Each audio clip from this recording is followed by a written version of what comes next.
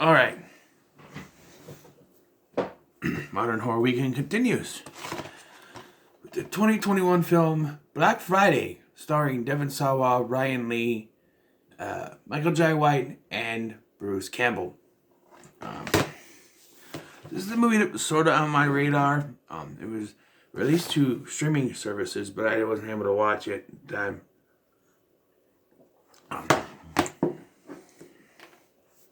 So I waited to see if there's going to be a DVD or Blu-ray release. Walmart released it on DVD because they don't know how to release Blu-rays of every movie. They just need it's independent ones, just DVDs. And from what I got from what I heard about it, is that Devon Sawa was starring in it, and it was going to be zombies on Black Friday. And while we get that, I don't know if we get that to the effect that people thought we were going to get. Like, Bruce Campbell's in your zombie movie, and it doesn't feel like the zombie movie you would have, where you have your employees of this toy store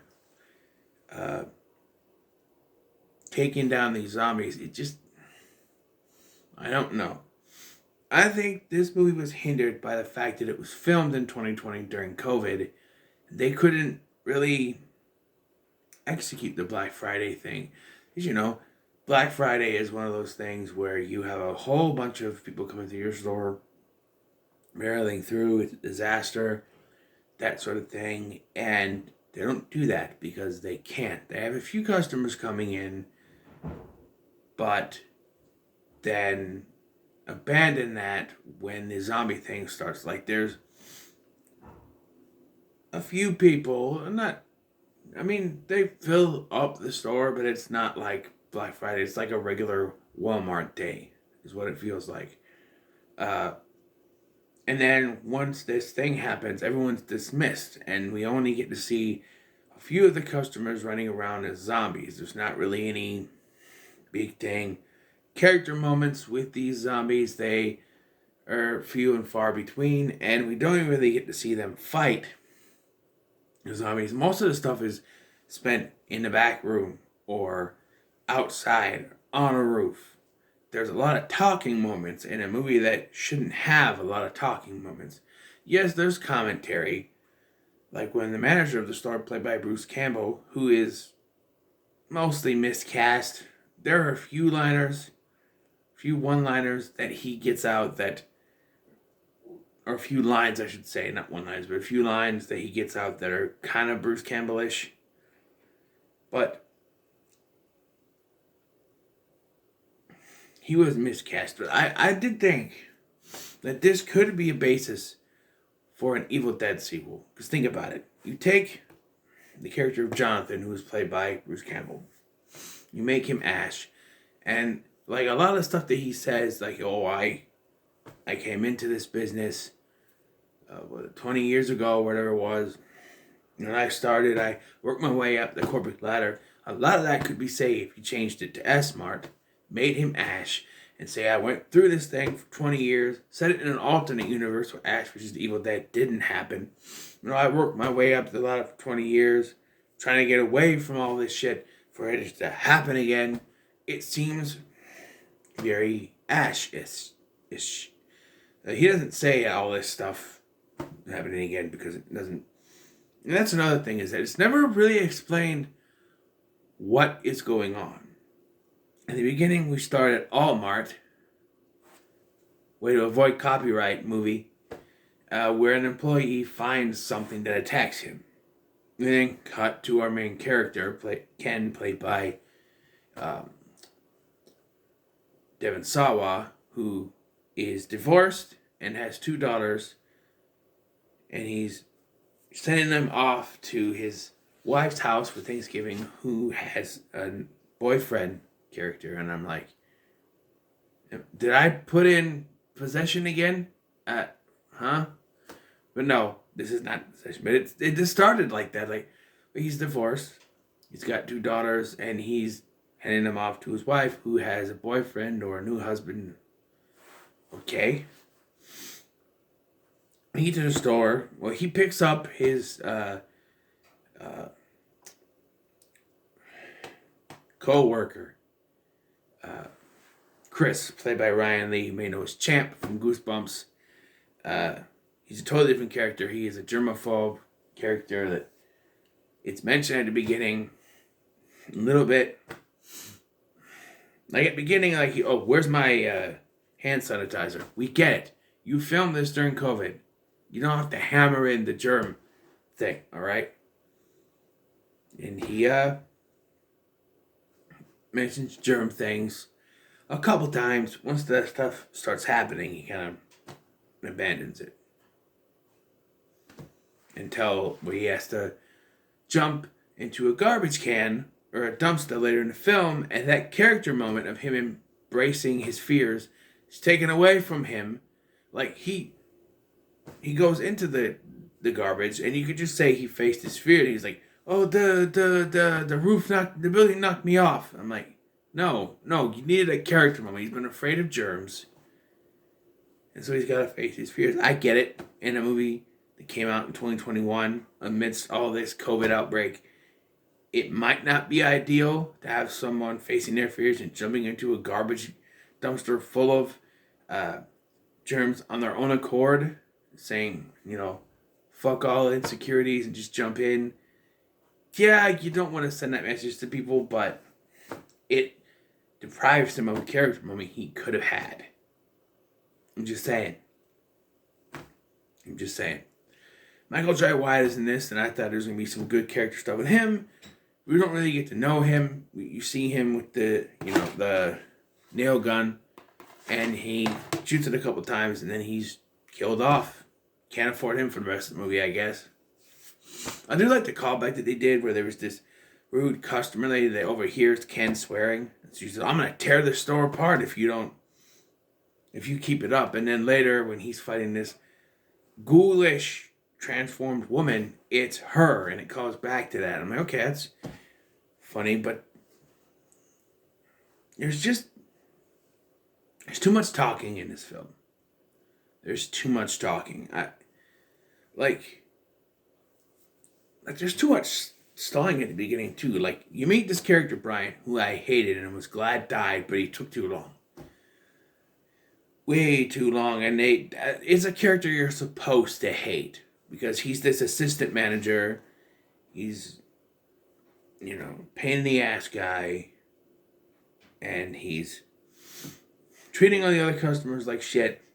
Not customers, but co-workers, especially Chris. I can't keep reading his name. He makes him go back and clean up puke. Why does it have to be him? They have floor workers, and he goes, "Oh, well, you said you'd rather be on the floor." I'm like, no, that doesn't justify you telling him to do this. There are other floor workers.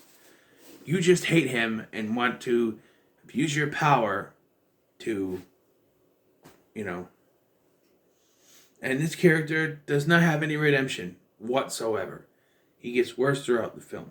When this stuff starts happening, Chris tries to tell him, because this whole thing happens, this mutated person attacks him, which results in one of those big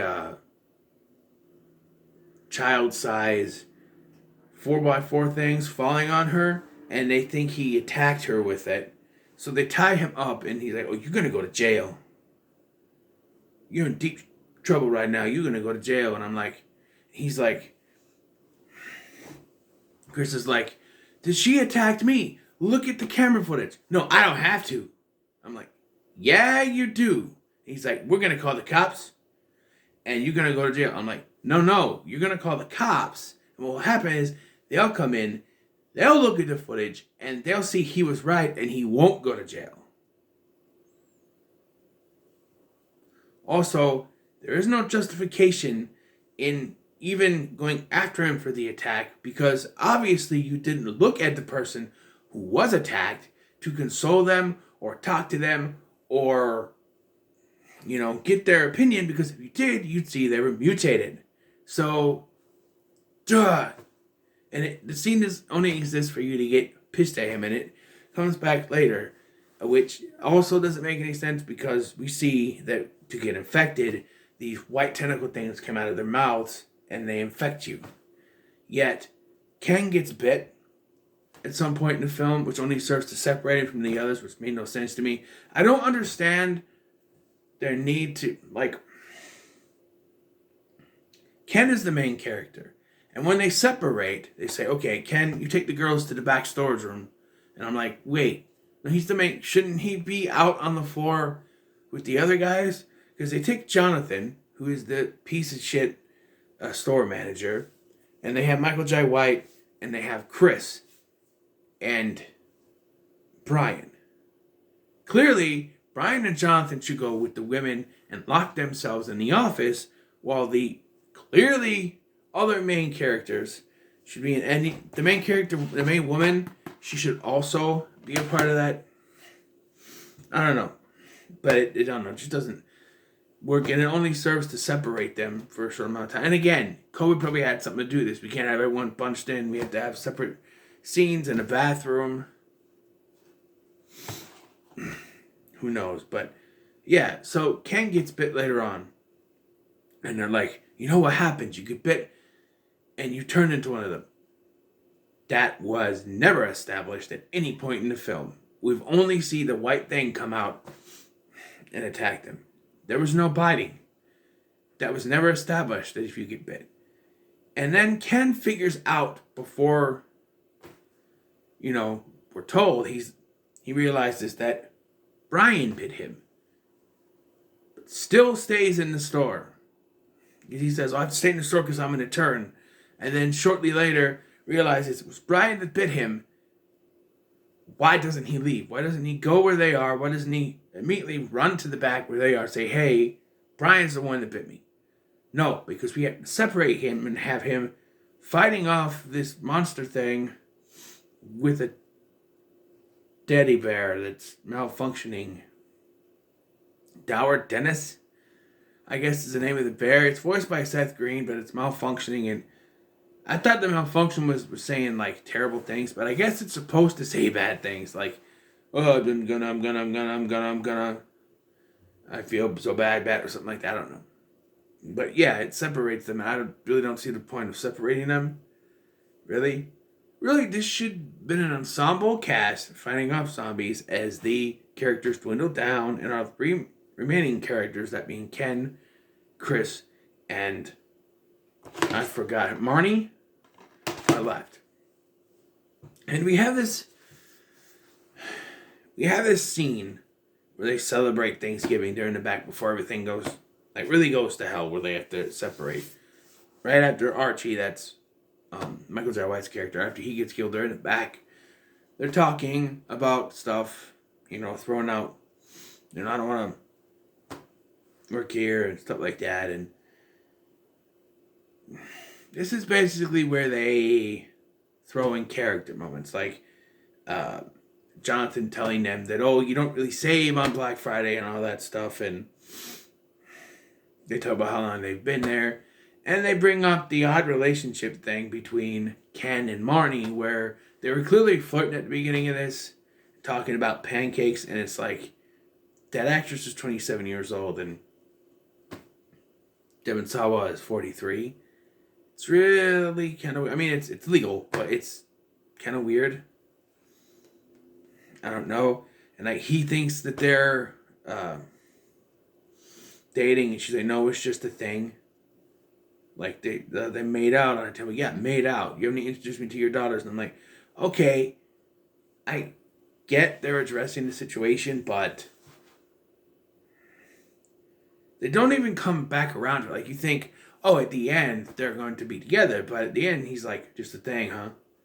Just a thing. And it's like, okay, they're setting off, places you can be safe. And he's like, well, we got to take a detour first. And I'm like, wait, what? She's like, for what? And I'm like, oh, don't say it. Don't say it. And he goes, pancakes. And I'm like, okay. But yeah. So they get up on the top of the roof. Jonathan sacrifices himself. I don't know why. And I really don't understand. Like, he sets up the propane tanks. Was there ever an explosion? Like, Ken sets up the propane tanks, and because the malfunctioning bear causes a fire. I don't remember an explosion. I was waiting for the thing to explode and pieces to go everywhere. The effects in this film are pretty good. You know, like the giant kaiju monster going through the building is kind of cool, but yeah, it gets defeated after Chris jams a forklift into it, causing it to fall into the flames and burn to death. Brian does die, which I celebrate with a yay! Fuck you, beach! And then our three main characters drive away where they're going to the save point after getting pancakes, of course. And then we see in a distance there's another store with a creature coming out of it, and I went, yeah, because that's Walmart that we saw earlier. And they made note of was already closed when they were driving up to the We Love Toys store, which is where they work. So obviously that area has had a breakout.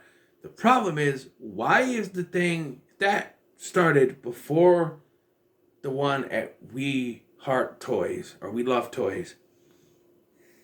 Why is that thing still in the store? It shouldn't be moving around, stomping through the city by now.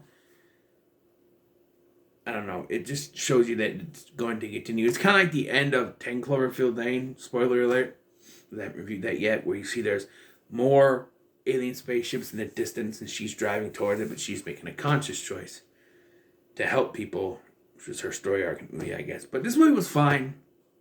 Spectacular.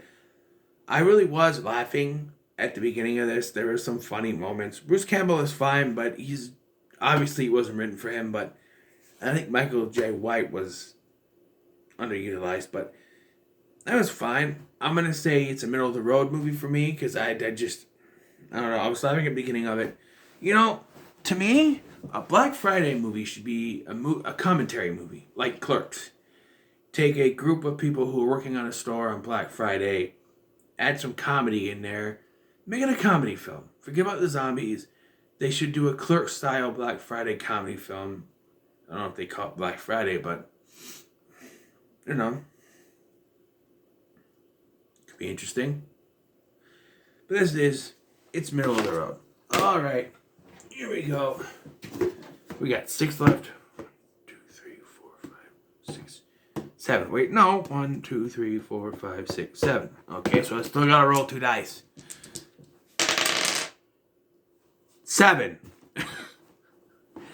Okay, we have. Oh boy. So I put this in here because I wanted 15. I didn't think I'd actually get to it. Well, now that I'm spending till Monday, I probably would have, but oh boy. It's Antebellum.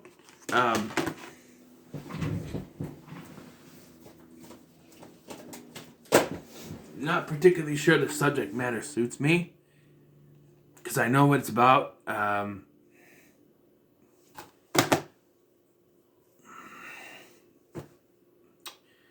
Yeah, kind of regretting putting that in there, but I guess I'll have to buck through it, right? So what are your thoughts on Black Friday? Leave in the comments below. Make sure to like, share, and subscribe. Thank you for watching. I've been Scotty. I'll see you in the next one.